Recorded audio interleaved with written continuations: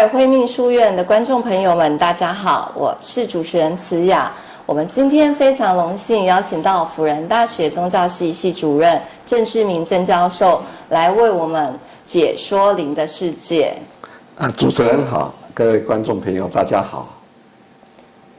教授，我自己个人也在灵修。然后这过程当中啊，也有就是发生了一些问题，然后不是很理解那再接着下来呢，我是不是可以请那个教授啊来帮我们回答一下，就是人如何发现灵的存在？好，我们先来了解什么是灵啊？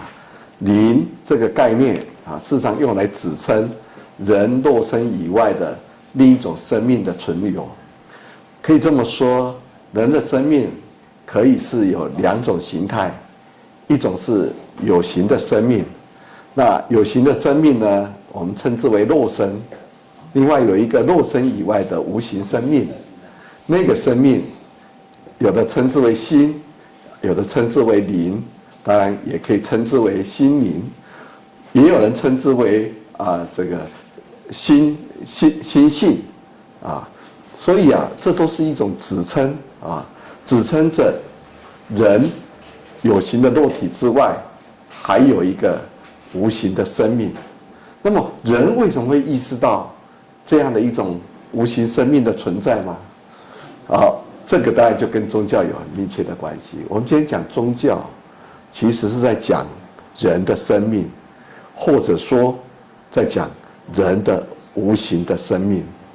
宗教的起源其实就是人发现了、意识到无形生命的存在，那这个无形生命，我们现在把它称之为灵也就是说，它这个灵是在有形的肉体之外一个抽象的，甚至是一个形而上的。我们进一步的讲，是一种终极的存在。好，那这个终极的存在，在各个宗教里，它就有不同的称呼，在佛教里面称为佛，道教里面称为仙，在儒家里面称为圣，在基督宗教里就称之为上帝，但是在没有这个终极的体验之前，其实我们可以统称是灵，而灵是恒古长存的，是无所不在的。那这个灵在道教里面就称之为道道是什么东西道之为物，道之为物有先天地生就是说还没有天地的时候，这个道之物就存在了所以道经里面讲有物混成，先天地生。这个物是什么？这个物就是灵这个灵之物，这个物不是有形的，而是无形的所以当我们在讲物的时候，也可以是有形之物，也可以是无形之物。那无形之物是怎么存在的呢？还没有天地，它就存在了。这是我们《道德经》的说法。那么用现在的科学的说法，它就回到宇宙的大爆炸说来说那这个当然这种大爆炸说在科学界里面也是一个很重要的理论。就这个世界，这个宇宙是怎么形成的呢？是经过一场的大爆炸，在这个大爆炸中，就爆炸出很多的创生之物。当然，这个创生之物可以是有形的星球，可以是无形的道。而这个无形的道，其实就涉及到人无形的生命。那么在道教里面讲，道遍在，道无所不在。那道可以在天地万物之中，道也可以在人体之中，所以人体也是道的化身。好，那这个就相应的宇宙大爆炸。大爆炸之后，宇宙的道就散布在所有的星球上，散布在所有的物体上，也散布在所有的人的身上。所以每一个有形的生命都有一个无形的终极的根源啊。所以从这里可以看，科学跟哲学啊，其实也不是对立的。他在讲宇宙的起源、生命的起源，其实说法有些不同，但是他那个背后的意境其实是相同的。所以我们回到《道德经》来说什么？说有物混成，那个混成啊很难说，那个混成是怎么样的混而成呢？不管混成，我们要先理解的是先天地生，还没有天地，这个道就已经存在了。那么同样的，回到人的生命，还没有肉体，人的灵就存在了。问题是没有肉体之前，灵在哪里？老师，教授，我想请问一下，那它又是如何存在呢？这无形的灵体，它又是如何的存在呢？你这个问啊，真的是大哉问啊！就是没有肉体，那这个灵存在哪里？对，它怎么存在呢？这个就是一个哲学问题，是一个宗教问题，当然也可以是一个科学问题。科学有科学的说法，哲学有哲学的说法。那么宗教有宗教的说法，那么宗教呢，主要有2种说法，这2种说法呢，就发展出2种的宗教形态。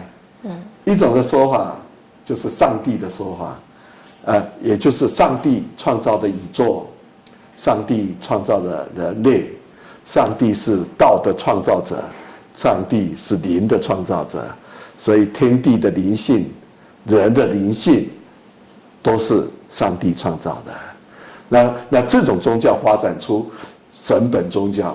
所谓神本宗教，就是把所有的生命都归诸于上帝。当然，这个在宗教学里面啊，就有一个问题，我们会去追问：那么上帝谁创造的？上帝是自在的，上帝是灵显的。所以这个灵显啊很重要。就是它本来就在那里。教授，那什么是灵显呢？这个也很重要。灵显在基督教里面啊，它可以称之为叫启示。那么在基督宗教很重视的就是启示，上帝对我们的启示。那么整部圣经啊，都是上帝之言，也就是上帝留在人间的启示之语。而这个启示之语啊，是自我开显的。你看到的圣经也好，你没看到圣经也好，它就存在那里。那同样的，上帝也是自我开显的。你认识他也好，你不认识他也好，他也就在那里。好，这就回到我们《道德经》里面的道。那同样的，道也是一样。你理解它也好，你不理解它也好，道就是道，道就在那里。那么这个道把它转换成灵，那么万物的灵、生命的灵、天地的灵，你了解它也好，你不了解它也好，这个灵原本也就在那里。所以灵可以等同于道，可以等同于上帝。好，那么西方的宗教我们称之为神本宗教，就是把道，把这些存有的最终极的存有归诸于上帝。所以上帝也可以等同于终极的道，等同于终极的灵。但是在我们东方宗教呢，它就不是这样子的。东方宗教我们可以称之为叫人本宗教，把这种无穷的超越力量把它归诸到每一个人的身上，也就是每一个人都是道的开显，每一个生命都是道的启示。好，所以因此每一个人都可以开发自己的生命，成为那个终极的道，也就是那个终极的道就在每一个人的生命上。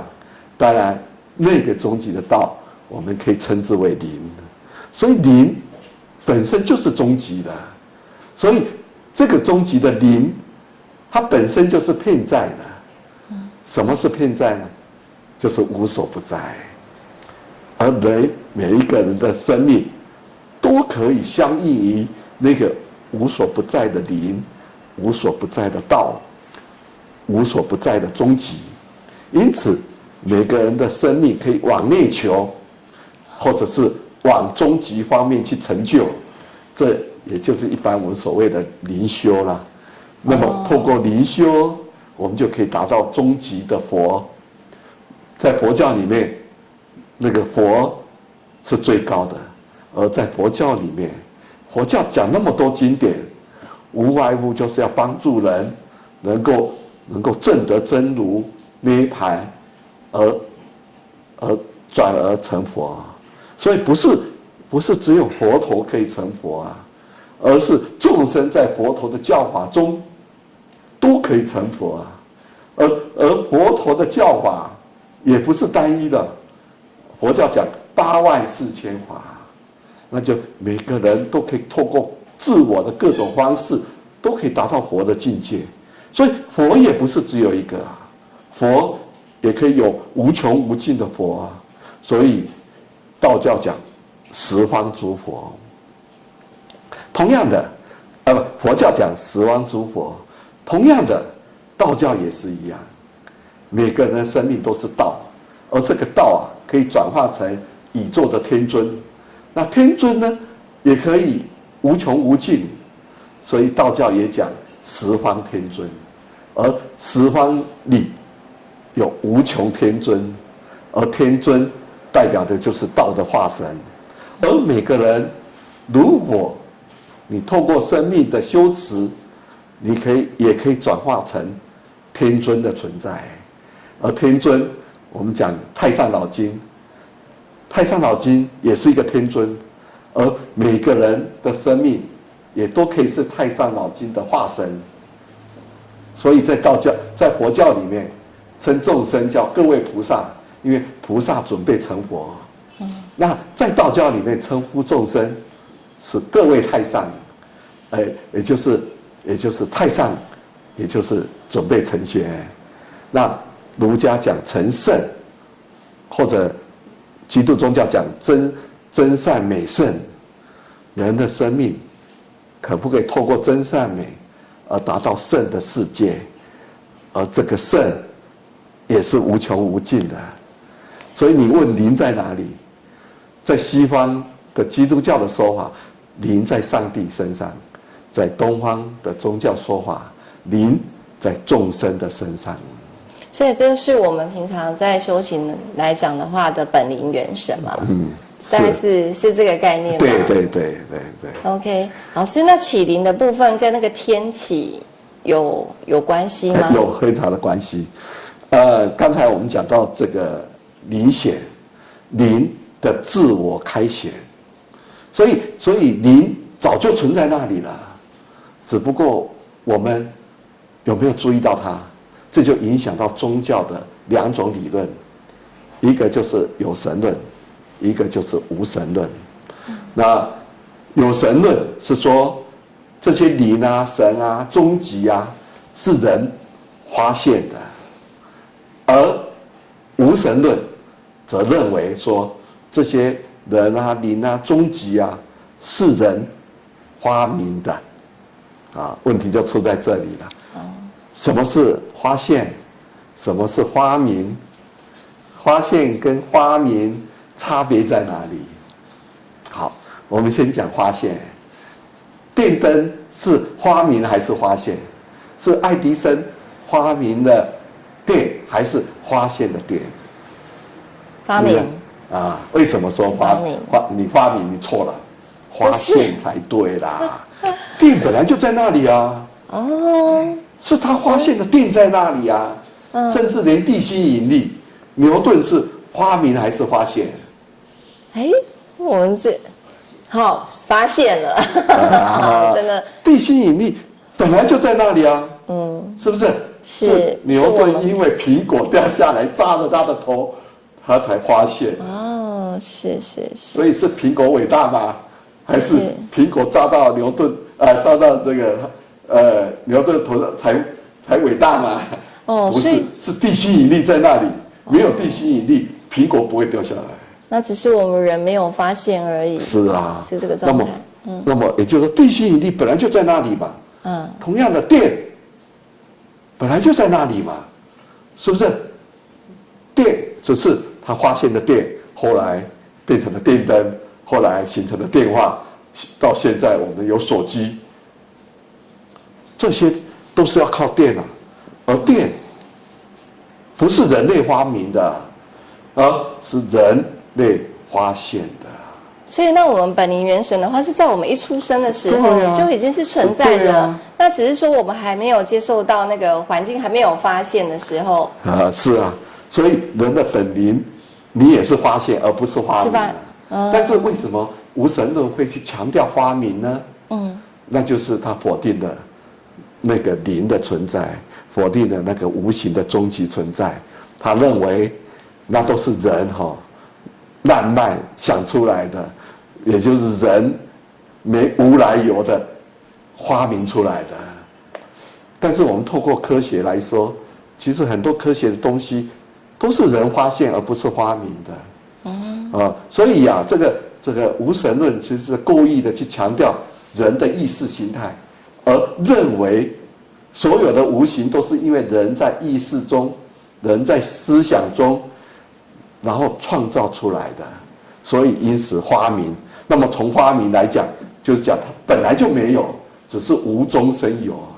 那这个无中生有，从科学的角度就认为那是人最大的错误，所以才会后来有马克思讲的，宗教是人类的鸦片，是人创造出来、发明出来自我麻醉的东西。因此，从根本上就否定了神的那个终极超越的存在，否定了灵的存在。好，所以因此，我们今天回到这个宗教学来说，那我们怎么去理解有神论跟无神论呢？那么有神论就是说，神是人发现的，神本来就在那里。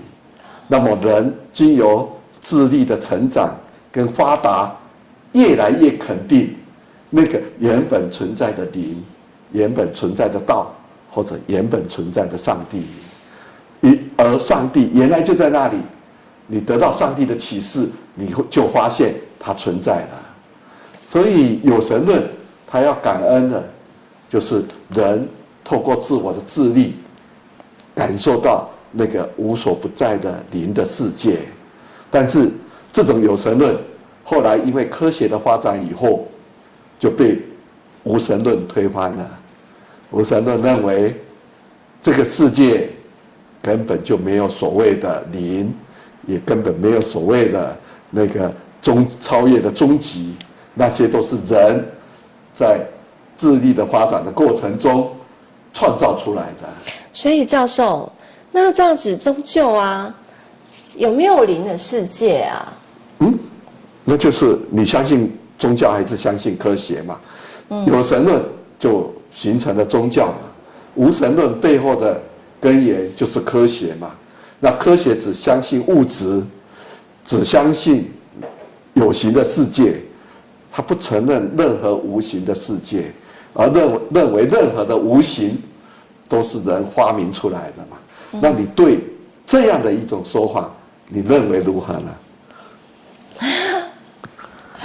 我还是相信那个有灵的存在，有灵的世界。所以你要知道的就是，你的骨子里是宗教，而不是科学嘛。是。所以我提出了一个跟我们在宗教信仰上的一个根本的态度，叫做各归本位。什么叫做各归本位呢？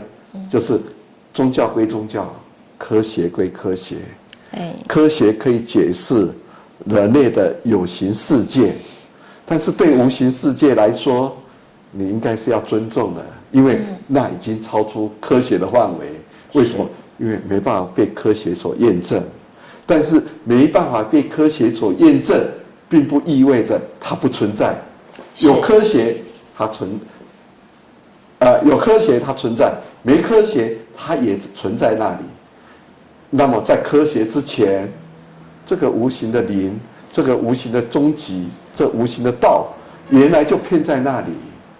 但是有的科学还是无法证实那个偏在的那个道偏在的无极，但是不能被科学检验，就不意味着它是不存在的。所以科学所谓的发明，我们透过刚才的电跟地心引力就可以理解到，科学绝对不是发明，科学也只是一个发现，只是我们没办法用科学去发现，那个无极的道，我们只能用科学去发现地心引力，发现电，但是地心引力也好，电也好，还有用科学发现空气，但是这些空气、地心引力、电，是不是也就是道？是不是也就是灵？只不过是换另外一种说法而已啊。所以灵可不可以也是一种电力？这个，其实在民国初年啊，已经有思想家在清朝的时候就有思想家用电力的概念来解释人的心灵世界，认为人的心灵世界的灵，其实也就是一种电力而已，只是这种电力，科学是可测验的、可检验，甚至科学是可以发现的。但是对于人心灵的电力，是没办法用科学来检验、来发明、来发现，但是你不能说那个存在的，那就是人有意发明出来的，然后用来欺骗自己、用来麻醉自己的东西，你不可以这么独断的讲啊！你这样的独断的讲，实际上就是否定了精神文明的存在。是，所以科学或者过度的科学主义者，他们就会以物质为优先，然后就会形成唯物论。那么在唯物论的过程中，就会形成了无神论，然后就否定了人类所有的精神文明。但是我们想想，如果我们人类否定了人的精神文明，只剩下了物质文明，那么人类的心灵得到怎么样的去安顿呢？那就会很空虚吧。对啊，所以身体有病，你去看医生，那是物质的治疗啊。如果你心理有病、精神有病，那怎么治疗啊？那这还是要回到心灵上、精神上来做心灵跟精神的治疗。好，那么心灵跟精神的治疗谁来治疗？那就不能用科学的方式来治疗啊，那就要回到宗教来治疗。是啊，所以医疗再怎么发达，都不能替代宗教，都不能取代宗教。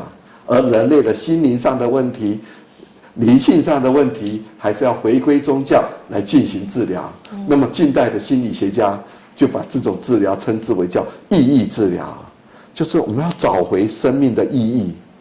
但是现代社会真的有时候人生命的存在也很恐慌，因为我们过度的依赖科学，我们过度的依赖科技。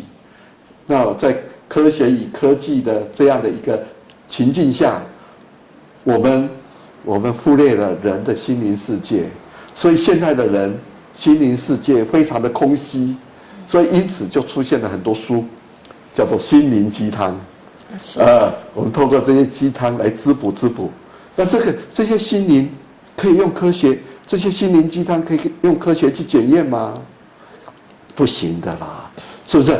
所以科学归科学，宗教归宗教。当然，科学有没有可能进入到人类的精神世界去验证人的精神内涵？这当然，西方科学家还有我们台湾也有一些科学家，也企图透过各种科学的方式去进入到这种精神的神圣领域。不过目前这个部分呢，还是有很多的争议。在科学上还是把这个领域称之为误区。什么叫误区啊？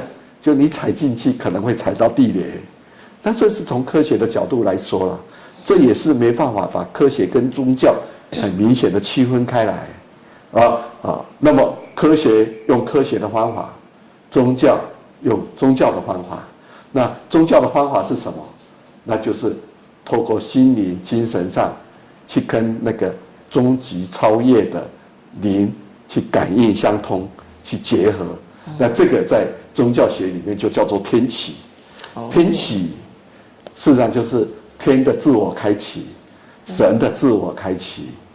啊，那么我们对于这种神圣力量的自我开启，我们要尊重，而这种尊重还是回到《道德经》讲的“有物混成，先天地生”。我们要尊重天地还没开始，这个超越的能量就已经无所不在了。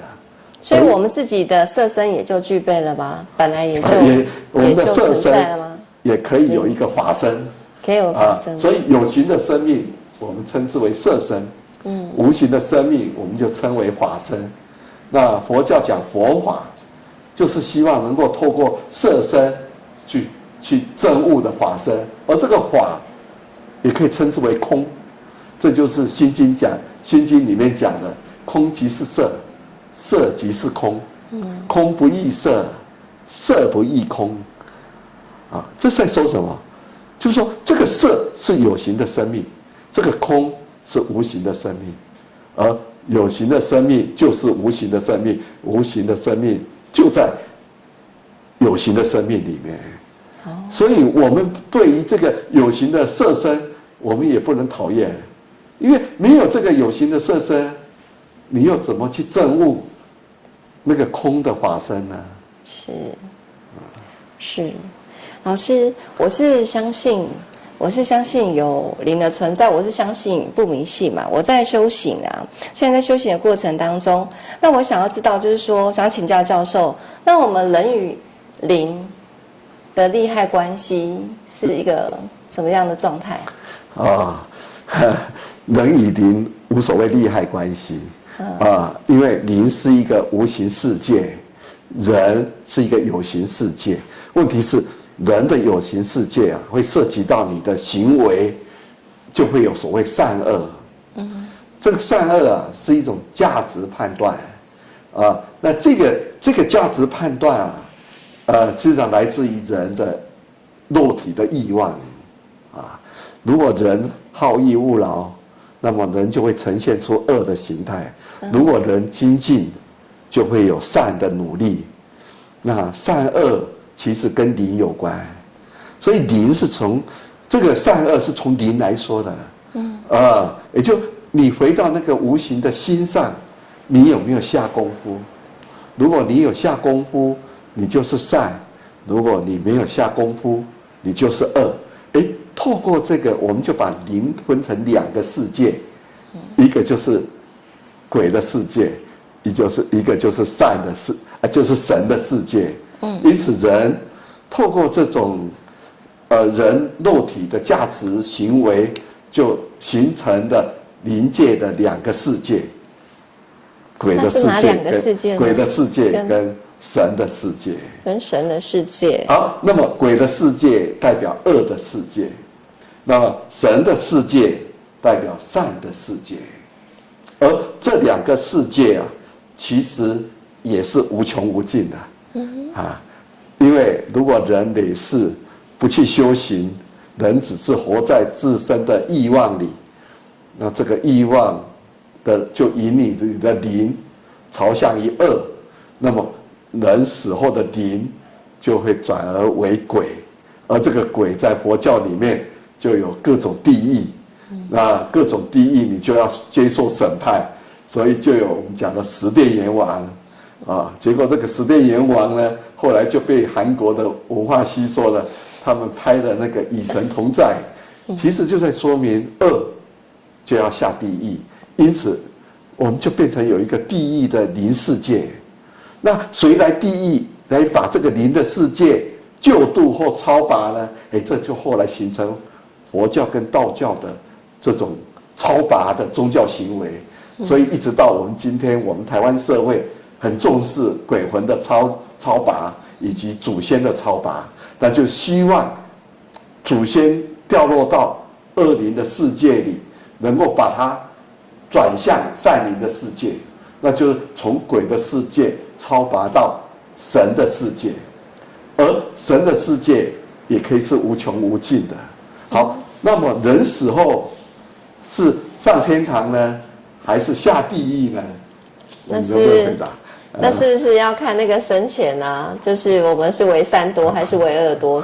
是这样吗？是这个主持人现在很有学问那就是啊，所以东方的宗教就是要讲善恶啊，然后就形成很多善恶报应的这种书籍啊，还有这种观念，那就是我们讲的这个感应篇，太上感应篇。那太上感应篇里面就有很多为善者上天堂，为恶者下地狱，哪些事是可以上天堂的，哪些事是可以下地狱的。那但是我们活着有善有恶怎么办？我们做了很多善事，但是我们也做了很多恶事。那我究竟是上天堂还是下地狱呢？我们也有一些书，后来就发展成功过格，或者发展出一些所谓的天力。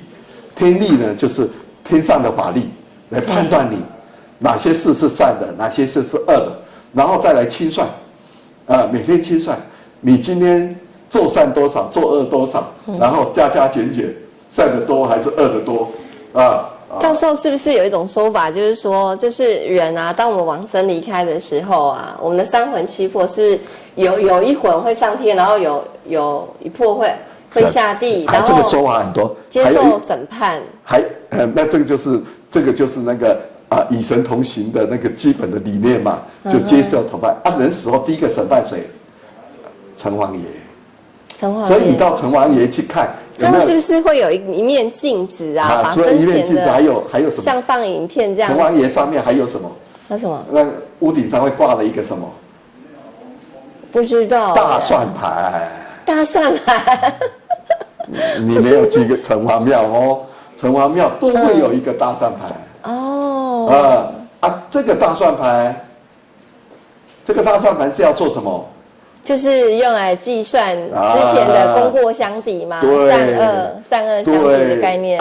这个不是你死后再算，其实是你每天活着，天王爷那边就有你的各种资讯，每天都给你算，然后算了以后你来了，所以这个城隍庙里面还有个匾写你来了，还有匾写一字边，写一个一生命是一个一，但是你所有的生活的种种的功过，它都给你记录下来，所以总有一天等到你，所以你来了所以你到城隍庙看到的你来了这个碑，你要怎么办？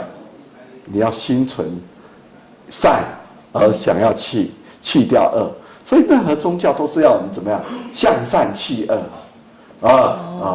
所以人活着向善去恶，善的多，城隍爷审判以后发现，你功德很大，你来就马上给你送到天庭去了。但是如果算不出来，善恶一样多，那怎么办？那就把你送到地狱去十殿阎王就这样，所以先送到第一殿嘛。